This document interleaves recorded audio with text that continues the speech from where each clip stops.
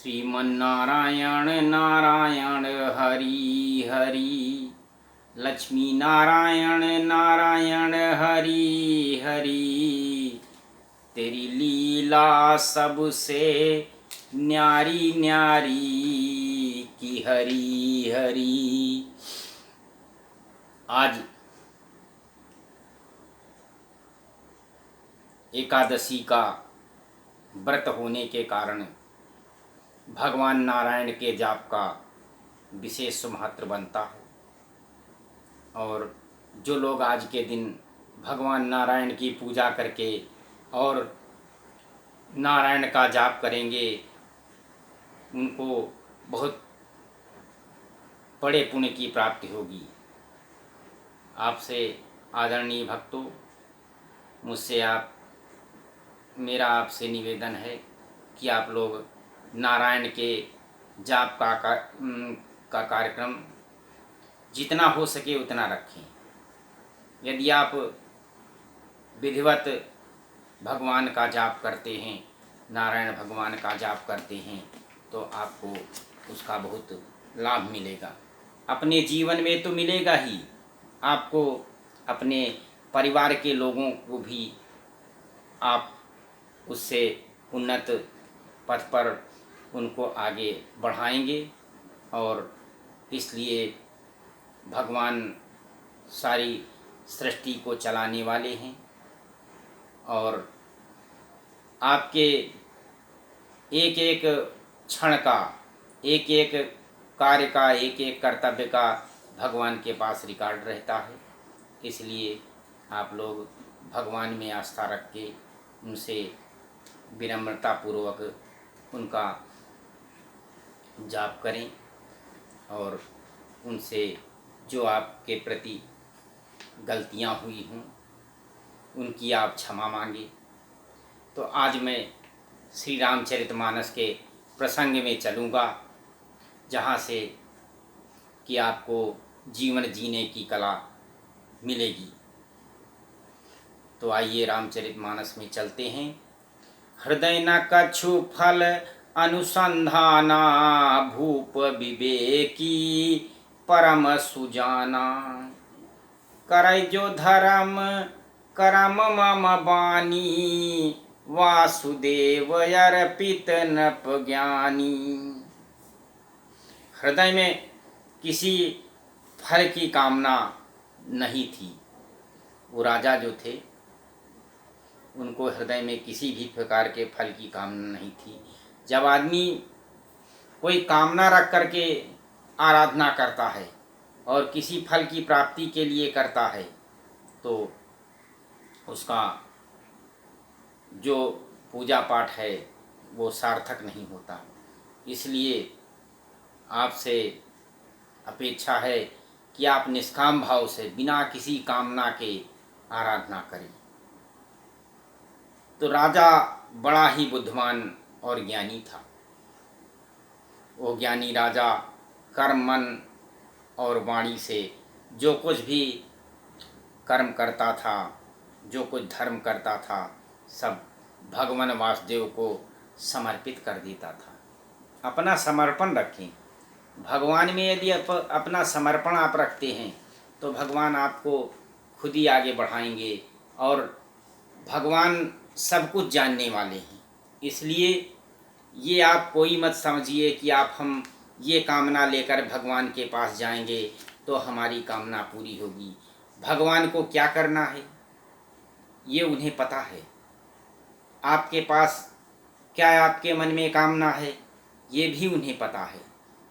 तो इसलिए भगवान की श्रद्धा में, भक्ति में विश्वास रखिए और उनको श्रद्धा भक्ति से केवल भगवान का पूजन भजन करिए।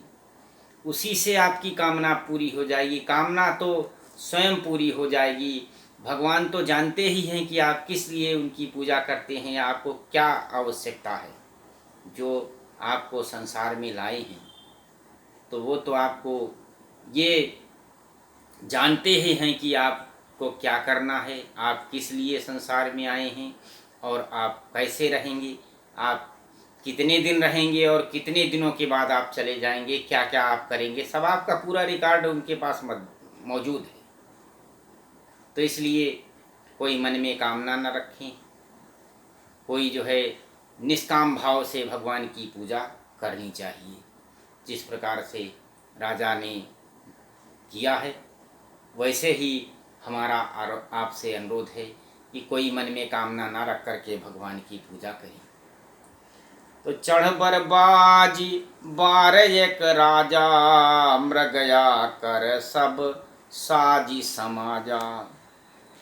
विंध्याचल गंभीर बन गयऊ, मृग पुनीत बहु मारत भयऊ।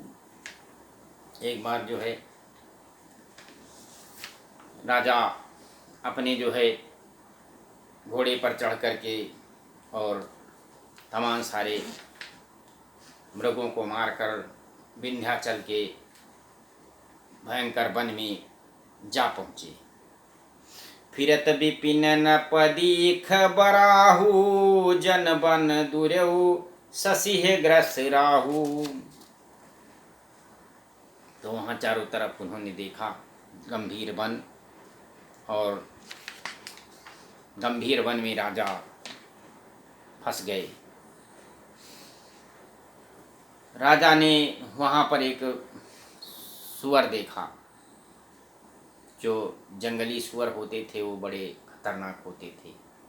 तो वो देख करके जो मानो चंद्रमा को ग्रस कर मुँह में पकड़कर राहु वन में आ छिपा हो, ऐसा उनको लगा। और चंद्रमा बड़ा होने से उसके मुँह में समाता नहीं है, मानो क्रोधवश वो उसे निगल नहीं पा रहा है।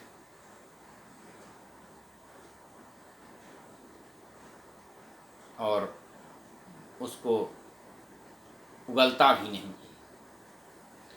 तो कोल कराल दसन छवि गाई, जन विशाल पीवर अधिकाई।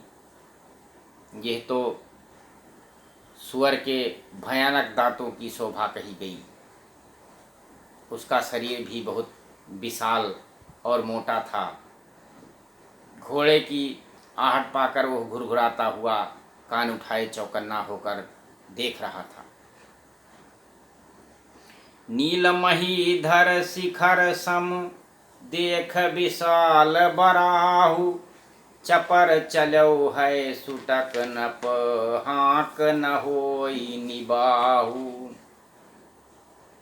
नील पर्वत के शिखर के समान विशाल शरीर वाले उस सुअर को देखकर राजा घोड़े की चाबुक लगाकर तेजी से चला और उस सुअर का पीछा करके उसको जो है बचने के लिए उन्होंने ललकारा। आवत देख अधिक रव बाजी, चलो बराह मरुत गति भाजी। तुरत कीन्ह नप सरसंधाना, महि मिल गयऊ बिलोकत बाना। अधिक जो है कोलाहल करते हुए राजा का कोलाहल सुन करके सुअर बड़े तेजी से भाग चला और राजा ने तुरंत ही बाण उस पर चला दिया। सुअर का बाण देखते ही वो धरती में सुअर दुपक गया। तक तक तीर महिष चलावा,